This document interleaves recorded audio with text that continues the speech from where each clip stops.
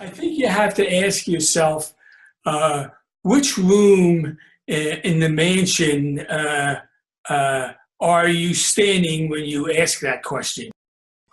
If It's certainly not true that that my work is not known, and certainly not true that Dr. Becker's work is not known. I've written more peer-reviewed publications than anybody in the world.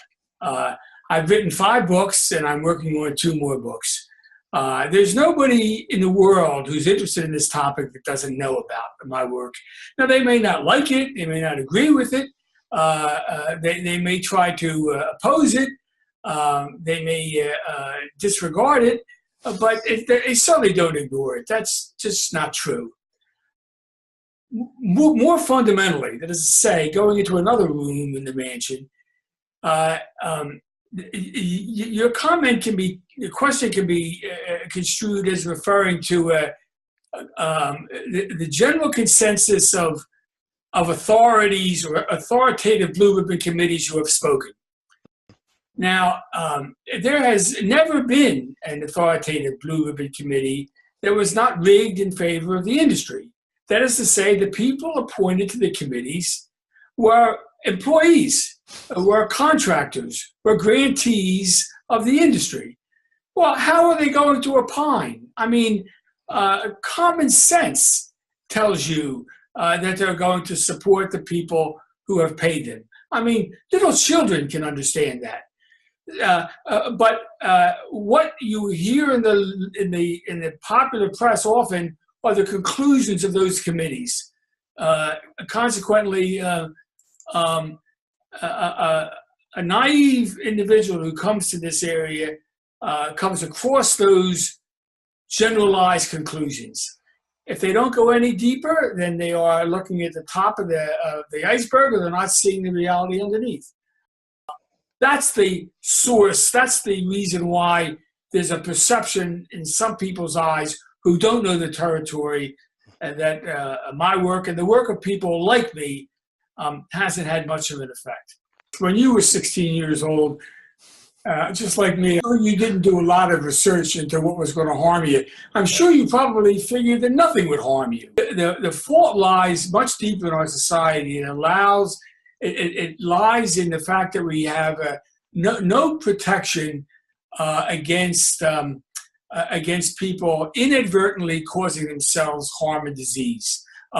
If you are going to take a medicine, the FDA has got a pre-market approval system set up, and the manufacturer has got to prove safety and efficacy.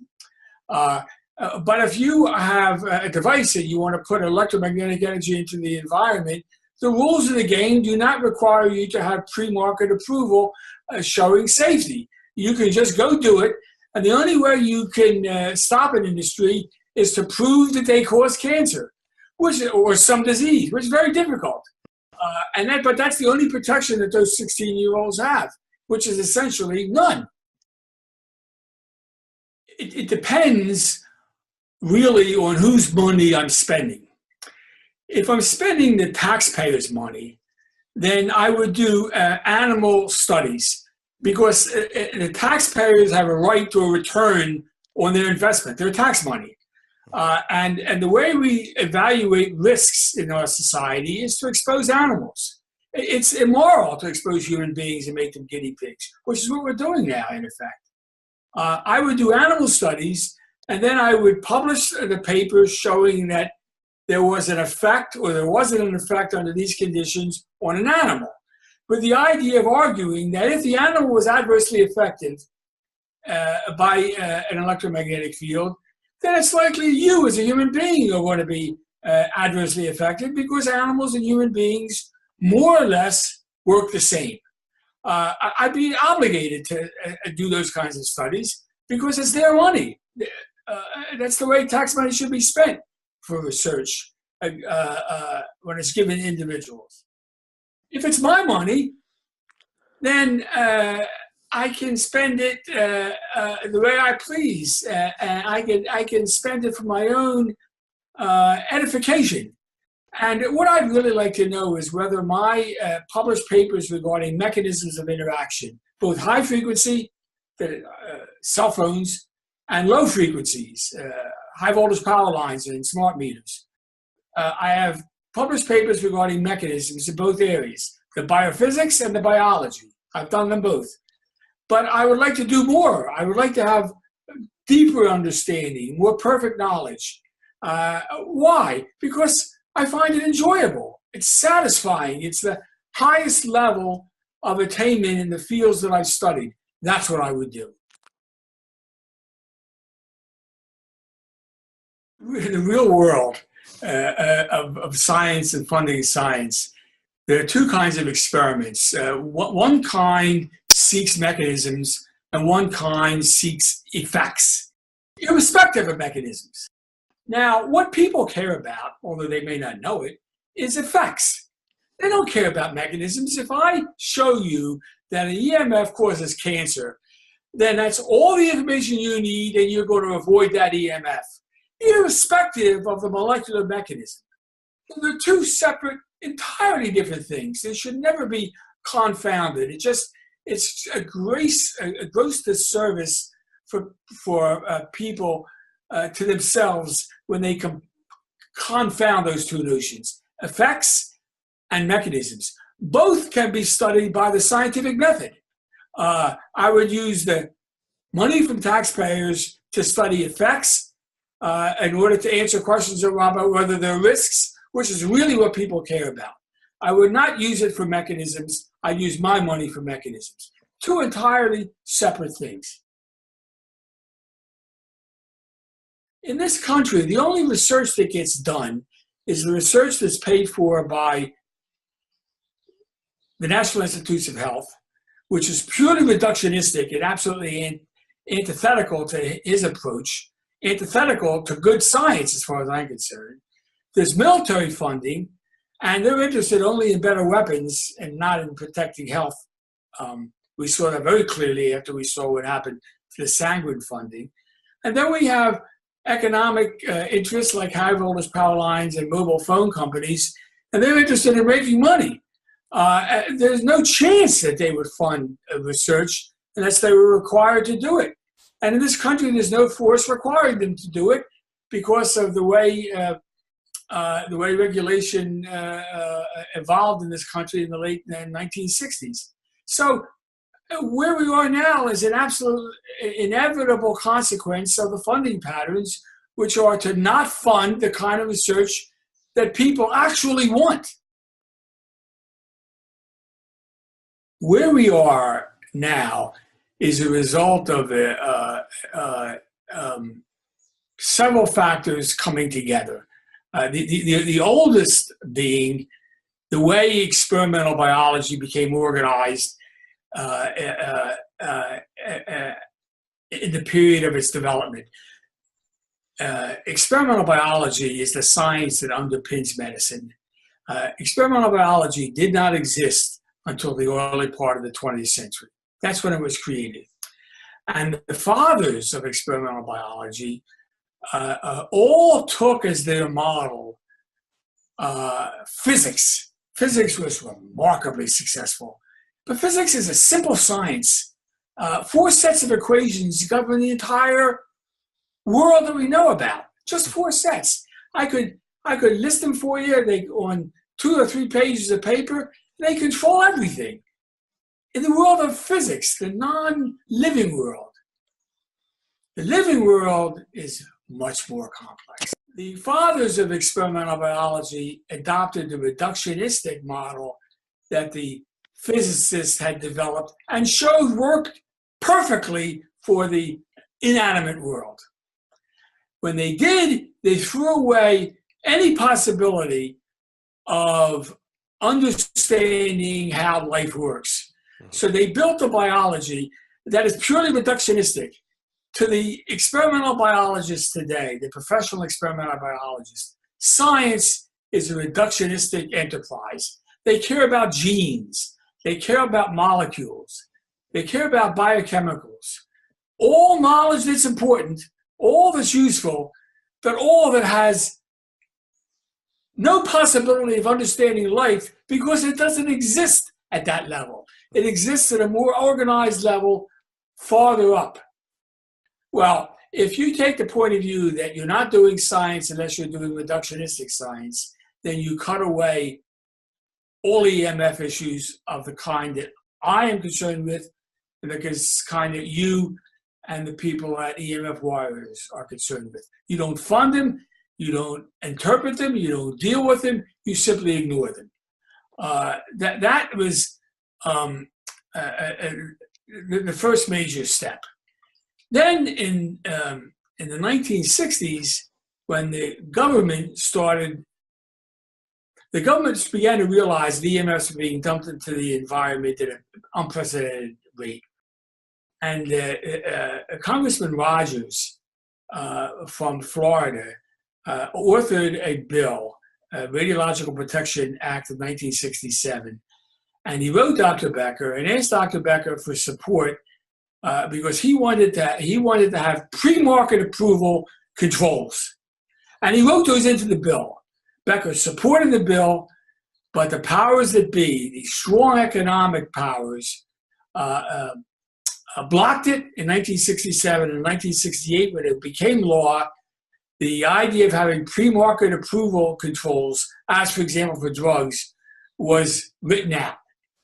And once that happened, it's the Wild West. Anything you can do, because no individual is going to be powerful enough to confront a huge industry in court and show that they injured people. That was a watershed event in this country. 1968 it happened. After that, we began developing smartphones. We began building more and more high voltage power lines. And the government now was called upon to regulate them. The government has got to rely on organized science and on what it says. The government does not go out and do its own research. What's the government going to do? Set its face against these industries when it has no hard scientific evidence, and it has no way of generating hard scientific evidence, because the way of generating knowledge is to do reductionistic studies, and you can't get answers to the questions that concern you and me that way. So the government's hands are tied. It only responds to public outcries. And there was only one public outcry. I don't know if you remember the movie Eddie Murphy, 1992, Distinguished Gentleman. He goes to Congress, and while he's in Congress, these women come and they say, "Congressman, our children are getting cancer because they live beside power lines. We need a study to answer the question." So Congress creates a fund of money to answer the question. And it sets up a structure to fund studies to find out if high voltage power lines cause cancer. Who does it give the money to? It gives the money to people who come from industry.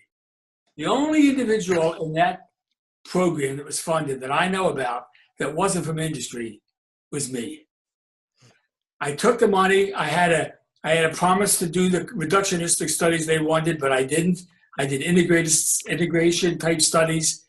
I published 7 papers showing that EMFs affect the immune system.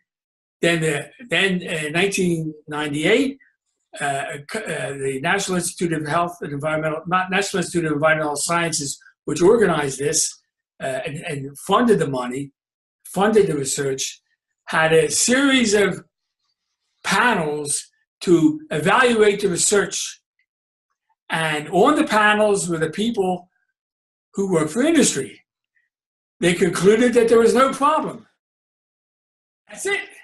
That ended it completely. Then smartphones, then Wi-Fi, then smart meters, and here we are today. That was the last government entree. There hasn't been a federal government funded program since 1998.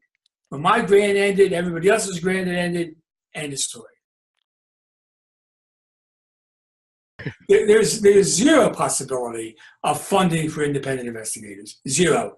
Unless there's a political movement afoot that calls attention to this problem and brings into play one of these multi-billionaires who has money that wants to do something to help humanity. That's the only possibility I see. It's certainly not going to come from the mobile phone companies. It's certainly not going to come from the Electric Power Research Institute, and it's certainly not going to come from the National Institutes of Health. So that's the only other source of big money. It's not going to come from the military. There is no other source of money. So it's got to come from one of these billionaires. It's the only possibility. And the issue is not the defendant against an assertion of improper controls. The independent scientists who would do the studies are sophisticated people and have proper controls. There is no valid argument against improper controls in peer-reviewed published studies. It doesn't exist. I have put forth and described published studies in court when I was criticized and cross-examined by the biggest barracudas in the world who work for the industry, and not once was the point you made successfully made. That doesn't occur. That's a figment of the popular imagination. The controls are proper. It's the interpretation of the evidence. We all agree on whether the published studies were done properly or not, and most published studies were done properly. It's were they designed properly. Take Lubin's studies, for example. Lubin is the guy who proposes that there is no such thing as electromagnetic hypersensitivity based on his studies. His studies are rigged by design. The design of the study is such that no result can show that the phenomenon exists. So therefore, he does the study with the proper controls in its design. That's the obvious conclusion. Those are the 2 points I wanted to make. It's the design, not the controls, and there's no possibility of money unless Gates comes in. Great question. I want to answer it at two levels. The first is that this idea of using creativity has got to be severely limited and controlled and focused. It reminds me of the story of Ulysses when he returns from Troy. He lands at Ithaca, but he lands at night, and there's no moon, and he doesn't know where he is. He's in his own kingdom. He's the king of Ithaca, and he doesn't know he's there, but because it's all black, it's all dark. When you ask the smartest people in the world who are not knowledgeable about the scientific mumbo-jumbo that exists in this field to try to explore and make sense, you're putting them in the position of Ulysses landing in the black of night. How can they make sense of it? How can they see?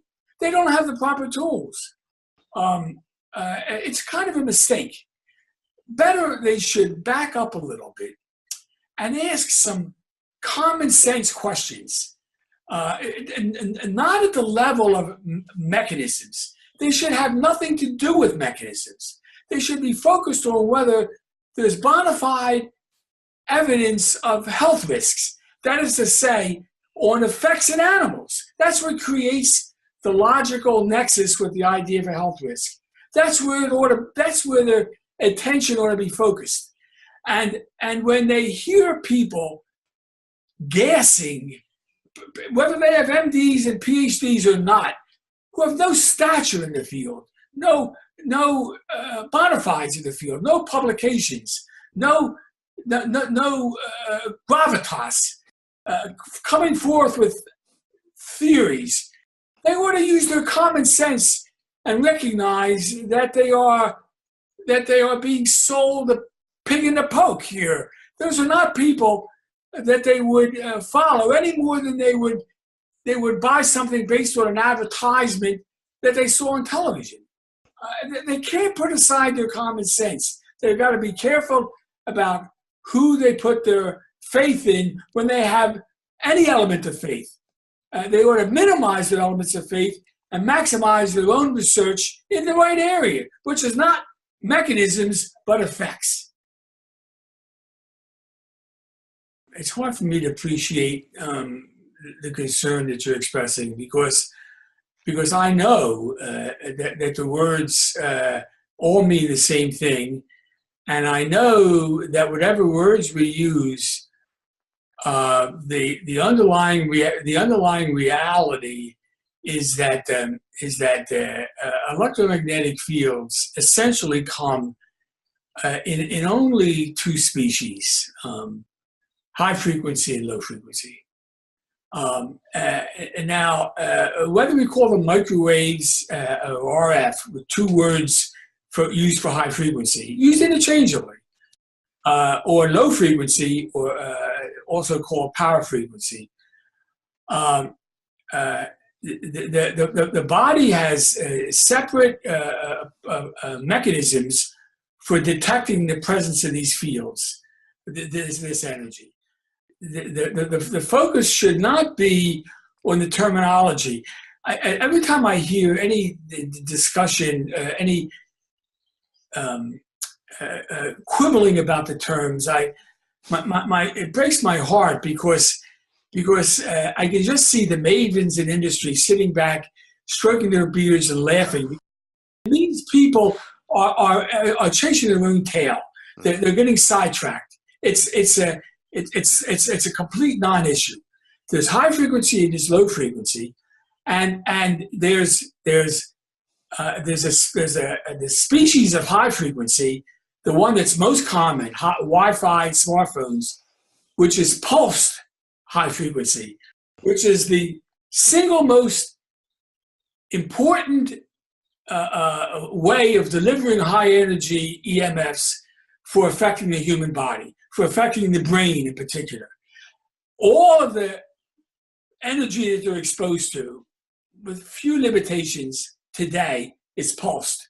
Ideally designed to be detected by the body because the human body responds not principally to the intensity of the field, it responds to the change, going from no field to field or field to no field. That's what a pulse is. A cell phone has 218 of those a second. So it has 436 transitions, each of which can be detected by the human brain. I mean, I've written papers and described the experimental evidence for that and showed the theoretical basis for it. So we want to think in terms of low frequency and high frequency, pulsed and not pulsed high frequency. That's as far as you need to go to deal with all of the issues that concern people that would come to your website. Now, scientific purposes alone, edification, perfect knowledge, that's another matter. That's not what most people care about. Right. And if they think they care about it, they've been tricked. I have an answer and I have an explanation, but I think it's going to be somewhat depressing.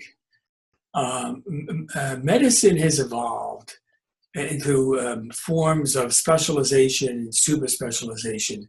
We had surgery, then we broke off orthopedic surgery and many other specialties.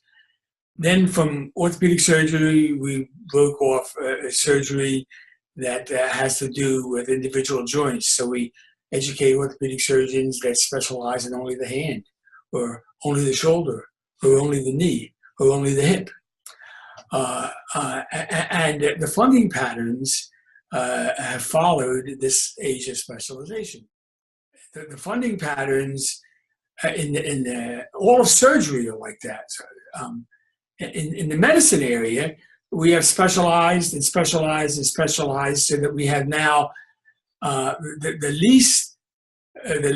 poorest paid physicians, or the primary care physicians. They work the hardest and they're paid the least.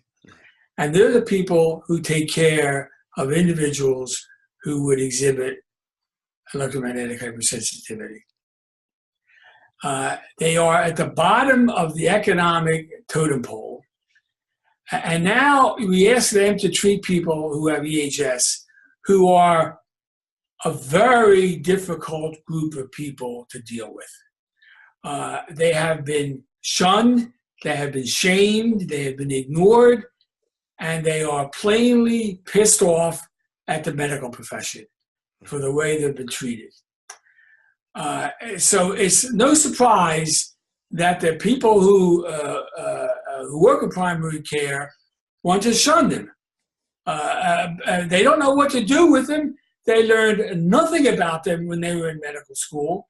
They can't make any money, and they can be the target of abuse. Common sense tells you that this is a self-perpetuating scenario that's headed to a deep, dark place. They're going to make people who come to your website more and more angry. That's the big picture. Added to that are companies like the mobile phone companies that are creating literature aimed at demonizing these people. They all have psychosomatic injuries. They are creating literature which, if a PCP, a primary care physician, did go to the literature to look it up, they are likely to find, right off the bat, the work that's been planted there by the industry. It's a difficult situation. Like that, there are efforts underway, particularly in Europe, zero in the United States, particularly in Europe, aimed at developing a diagnostic tool that a physician can go through in order to reach a clinical judgment regarding the presence of EHS. If you want to use science to arrive at a judgment, then you're going to have to do what I did. You're going to have to conduct a scientific study. But no one wants to pay $500,000 to conduct a study like I did. Best you're going to get are clinical judgments based on a diagnostic tool, and there are efforts in Europe to develop such a tool. There's the only possibility of some short-term relief. Other than that, particularly in this country, the outlook is bleak. I don't think it matters because it's already been classified in Class 2B, which is good enough. But the whole premise of your question makes an assumption that that I think needs to be questioned. Who is the World Health Organization?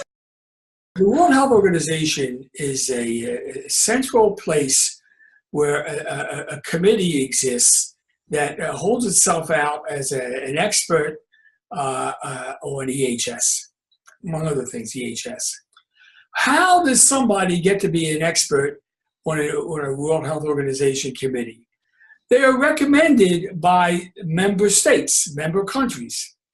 When member countries make recommendations, how do they decide on who to recommend?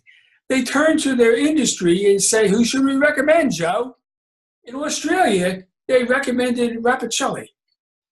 The most rigorously dishonest and corrupt individual in the field of EMFs that I have ever met personally. He now runs the World Health Organization effort in evaluating EMFs. Who's appointed to his committee by these other states? People as bad as him. So what sense does it make to ask what this committee is going to say? We know what it's going to say. What it's going to say is that everything is fine, don't worry about it. So the idea that you can count on the World Health Organization to make a recommendation that you can rely on is fatuous. You shouldn't do that. About half of the blue ribbon committees that have opined have said everything is perfectly safe. every one of them is rigged by the industry. Every one of them. About half of the Blue Ribbon committees that have opined that there's a problem has no representation from the industry. They have opined that there is a problem. And thus it goes. Scott, you've just delivered a homage to the naive idealism of a young person trying to understand the world. The world of science was almost never like that. Certainly not at the time when you were a very young man. You thought it was, but it wasn't. Science is like anything else in this world. What gets paid for is what gets done. The military wants a better gun or a better bomb, it pays for it. Industry wants rigged research to rationalize its product, it pays for it. The National Institutes of Health wants research that will not piss off anybody. It funds only reductionistic studies, which can never cause problems. It's impossible. It can never have any relevance to the real world in terms of health risks. It can't, because it functions at a level below life. It functions at the molecular level. So it pays for that because it wants to avoid controversy. Can you imagine what happens when the National Institute of Health funds a study like it made 2 mistakes? It funded me twice. I published papers showing that there were grounds for health risks. I lost the grants immediately and never got them again. I had some benefactors who got me the grants against the tide of not funding people who do the kind of research I do. So what gets done is what gets paid for. When people are paid to do research that's relevant to the real world, health risks, then that's what they would do. If they're paid to not do it, then they won't do it. Then they will do what? They will do what pleases them, what satisfies them. They will do the kind of research that you described. That will have some. I mean, these are not mean people. They want to benefit humanity, and they think that the kind of detailed knowledge they're generating in some way, in some future world, will benefit humanity. So that's what they'll do. And that's the kind of research that NIH funds, and that's the only source of funds for experimental biology in the United States today of any consequence.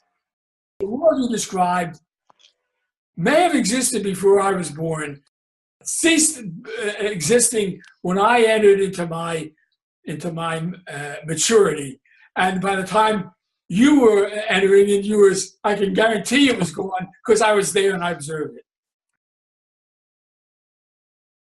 It's got to proceed by virtue of a political activity. We had the civil rights movement in the 50s. We had the environmental movement in the 60s. We had women in the ERA. We had the Vietnam War. We had the rise of evangelicals and political domains. We had same-sex marriage. We had the abortion controversy. Those are all political movements that got started and made hay in this country because it's the greatest country in the world. The reason it's the greatest country in the world is because the political dialogue can drive what happens if people care. And if people don't care, then the people who have vested financial interests are going to continue to win the day. So not only is that a possible way, that's the only way it's going to change. The historical evidence, as I see it, is abundantly clear in that regard. It's a principle of human behavior and human psychology that goes all the way back to the time of Plato. you start asking, can knowledge be taught? And it really can't. It's got to be learned. There's got to be a motivation inside people to want to ask questions. If you hit your star, your goal in life, to an endeavor in which you're going to try to change somebody, to get them to do what you want, man, you're cruising for a bruiser. It ain't going to work. You got to first straighten your own mind out about the way things are, and then you can make available information for people who want. And then if they come to you and ask you questions and ask you to defend things, then you speak. And that's what I followed my whole life. I do my experiments, I write my papers, and I go want to do more experiments. And every once in a while, maybe I average once or twice a year for the last 30 years, I go into court and I take an aggressive position on behalf of somebody who's aggrieved by EMFs.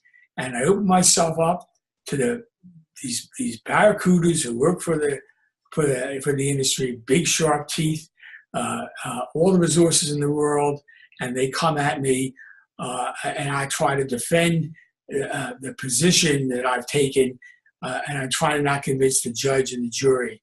But I do that only discreetly, only under certain circumstances, only when the conditions are right. But then I back off to my day job, which is just generating information and putting it out there, not conditioning my notion of my success in life on changing somebody's opinion. You can't do it. You got to try once in a while, sometimes, very, very, very occasionally, under appropriate circumstances, but don't make your living there. The best thing what you could do in your situation, I think, is understand what's happening and to make that information available in a coherent, logical, accessible way on the website. I act reasonably. I don't. The background EMF in my house is less than 0.0001 microwatts per square centimeter. You can't get much lower in our society. I keep the Wi-Fi off. I use Ethernet. I don't need Wi-Fi. I use my cell phone very rarely, and when I do, I use it in speaker mode. I don't live beside high voltage power lines. I don't live near cell towers. I don't use electric blankets. I don't have electrical devices by my bedside at night. I just do. I mean, I'm a product of this century. I love this century. I love the stuff that's available, and I just use it as prudently as I can to have a good life. But I don't wig out.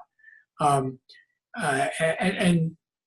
people who experience hypersensitivity have a tendency to do that, and it's self-destructive.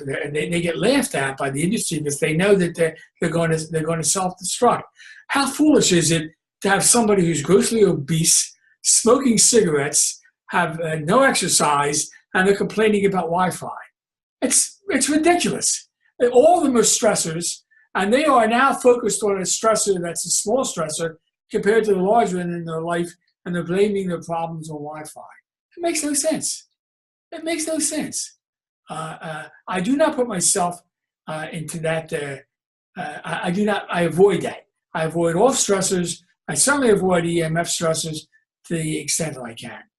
And when I go into the city, I was making measurements of the environment as I drove from the country where I live into the city, and I could see the ambient levels go up. I could see it spike as I drive past the tower.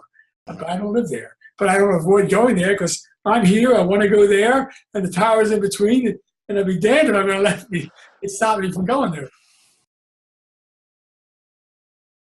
That's not the way it would come about in a common law jurisdiction like the United States. It wouldn't work that way. What would happen would be a regulation equivalent to the idea. Well, there are a bunch of ways it could go, but one likely way is that there would be someone would come along with an idea. I want to build an electric car. And I'm going to have this car go by virtue of electricity. Now, this electricity is going to make god-awful strong fields. And now, before I can sell it to people, I've got to demonstrate that I'm not going to hurt people who live in those fields before you get a license to sell.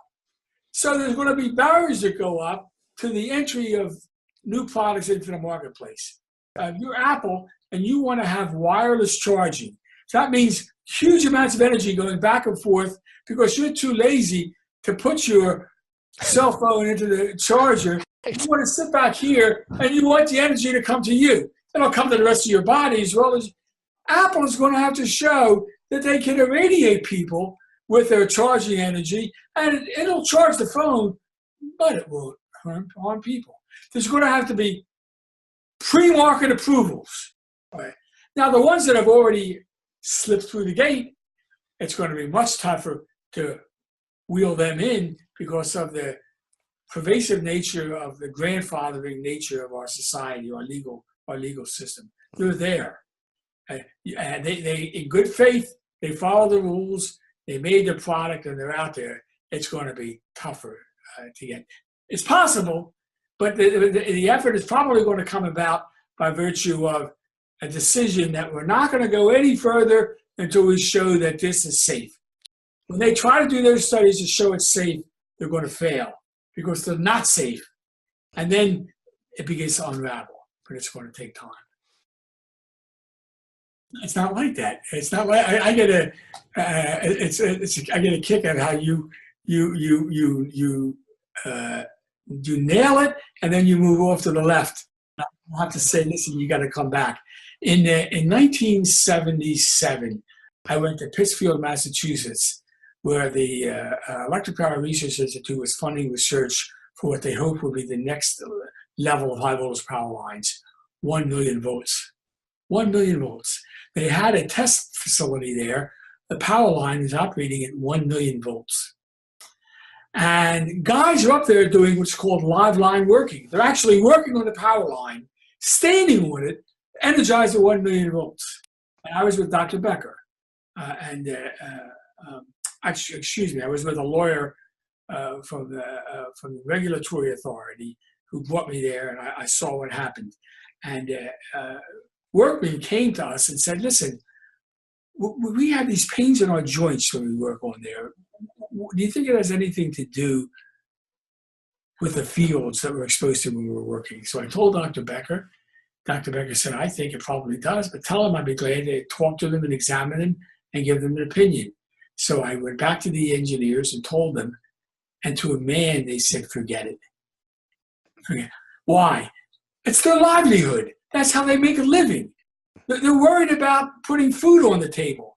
That's their concern. People do that all the time. They risk their health for their job. They feel trapped. They have no alternative. So that's a much greater driving consideration than is something that's going to happen to me in the future. All chronic human diseases like that. What causes cancer? I'm talking about the factors in the environment that brought about cancer in this individual. Oxidative stress is a mechanism that what Dr. Becker would call stamp collecting. If something causes cancer, then obviously there's a mechanism in the body that mediates it. There's a biochemical and there's a gene. The salient question, what the thing people care about, is not how it causes, it's what does it. Because if you give them that information, you know what they're going to do? They're going to stay away from the thing that causes it. That's what they care about. But no one studies that. It's absolutely forbidden in this country to study what causes cancer. No organization studies it. No organization is interested in what causes cancer. It's not an acute phenomenon. It's a chronic phenomenon. It comes on in a sinister way. And if you want to establish a cause and effect relationship, you got to work really hard because it's not like a gunshot. But no one's doing it. And the whole medical industry is aimed at curing it. You're going to have a run to cure cancer. They don't have any runs to avoid cancer. And that's what 99.99% of the people really want. They want to know what causes it. They don't want, the cures are fine for the poor individuals that have it. But what people really want, whether they think about it or not, is knowing what causes it. That's what they want to avoid. Nobody is studying it. Nobody is studying it. So every chronic disease is like that, including the chronic diseases associated with EMF. Example, cigarette smoke causes cancer. Well, cigarette smoke contains 1,500 to 2,000 chemicals. Which chemical causes cancer? Nobody knows. All they know is that there's an empirical relationship between people who smoke and people who get cancer. And you know what? That's good enough for me to stop smoking. I don't care which of those 1,500 causes it. Now, a basic scientist, somebody seeking knowledge for knowledge's sake, wants to know which one. And then he wants to know how it does it. He wants to know which gene it affects. Wonderful, great, that's cool. If you got money for that, go do it. But that's not what people care about. They want to know the cause and effect relationship. And that's one of the very, very, very, very few factors in the world that we have an accepted cause and effect relationship. We do between cigarette smoking and that. We do between asbestos and mesothelioma. But beyond that, essentially nothing. I am working on two books. One is going to be, in 1986, I wrote a book called Modern Bioelectricity. I brought together the top 25 people in the world working in the area, which is just beginning now. Dr. Becker had just retired, and we could see bioelectricity as a bona fide subdivision of biology that had great potential. And it's hard to know which direction it was going to go, which insight was going to mature. I brought together all 25, and we wrote a book, and I wrote 2 chapters, 25 other groups wrote 25 chapters, and we published it. Now, 30 years later, we can see what happened. And the news is not good. I'm going to republish that book. You're going to see the original chapters, and I'm going to conduct a chapter by chapter analysis of what happened. I'm going to understand that the field was killed. It died. Then when that comes out, which won't be long now because it's going to come out as a Kindle book, so I won't have to go through all the trouble of publishing the details that are involved. It's very expensive, and that book's not going to make a lot of money, so I can't spend what limited money I have to make it a print book. There's going to be another book that's going to pick up some of the themes you've raised today, and to try to make it clear to people where we are now in 2017 and how we got there. And as I tell you, the story begins with Descartes in the 15th century, and it ends now with the sad state of affairs, what you are trying to address. But I can tell the story. I know everybody who's ever worked in this field personally, certainly by the work. I've read it all. It's been I can't believe it, more than 40 years. I've worked every day full time on this subject, and I've had never less than an average of about $100,000 a year to spend on this research. There's never, and I had complete freedom to design my own experiments. There's never going to be another person who was as fortunate as I was. So I'm going to try to draw the conclusions that only somebody who's paid those dues and been that lucky can do. That's the second book.